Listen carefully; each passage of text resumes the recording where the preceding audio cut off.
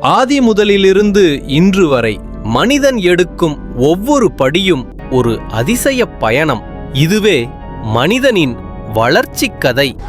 எரிமலைகள், பாறைகள், உயிர் தப்பிக்க போராடிய பூமி. ஒரு சிறிய தீப்பொறி மனிதனுக்கு வெளிச்சமும் நம்பிக்கையும் தந்தது. கடுங்குளிரில் மனிதன் மமத்துகளை வீழ்த்தி உயிரை காத்தான்.